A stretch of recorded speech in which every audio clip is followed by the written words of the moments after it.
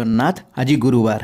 ଜ୍ୟୋତିଷ ଶାସ୍ତ୍ର ଅନୁସାରେ ପ୍ରତ୍ୟେକ ବାର ସହିତ ଏକ ଗ୍ରହ ସମ୍ପୃକ୍ତ ରହିଛନ୍ତି। ଯେମିତିକି ଗୁରୁବାରର ସମ୍ପର୍କ ଦେବଗୁରୁ ବୃହସ୍ପତିଙ୍କ ସହ ଅଛି। ଆପଣଙ୍କ ଜାତକରେ ବୃହସ୍ପତି ଅଶୁଭ ଥିଲେ ଆପଣଙ୍କର ଉନ୍ନତି ହେବ ନାହିଁ।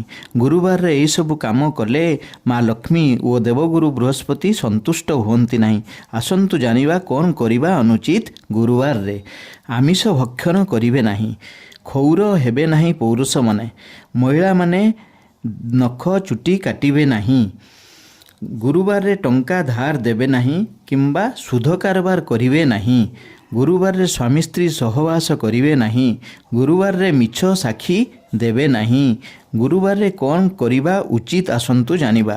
ଏହି ଦିନ ଭଗବାନ ବିଷ୍ଣୁ ଓ ମା ଲକ୍ଷ୍ମୀଙ୍କୁ ବିଶେଷ ପୂଜାର୍ଚ୍ଚନା କରିବେ। ହଳଦିଆ ବସ୍ତ୍ର ପିନ୍ଧି ହଳଦିଆ ଫୁଲରେ ମା ଲକ୍ଷ୍ମୀ ଓ ବିଷ୍ଣୁଙ୍କୁ ସୁନ୍ଦର ଭାବରେ ସଜାଇ ଦିଅନ୍ତୁ। ପ୍ରତ୍ୟେକ ଗୁରୁବାରେ ନିଷ୍ଠାର ସହ ମା ଲକ୍ଷ୍ମୀଙ୍କୁ ପୂଜାର୍ଚ୍ଚନା କଲେ ଦେଖିବେ ଆପଣଙ୍କ ଘରେ ଧନଧାନ୍ୟର ଅଭାବ କେବେ ବି ରହିବ ନାହିଁ।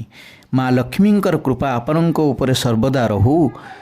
ଜଗନ୍ନାଥଙ୍କ କୃପାରୁ ଆପଣମାନେ ସମସ୍ତେ ଭଲରେ ରୁହନ୍ତୁ। ଏମିତି ନୂତନ ତଥ୍ୟ ଜାଣିବା ପାଇଁ ଚ୍ୟାନେଲଟିକୁ ସବସ୍କ୍ରାଇବ୍ କରନ୍ତୁ। ଜୟ ଜଗନ୍ନାଥ, ଜୟ ମା ଲକ୍ଷ୍ମୀ।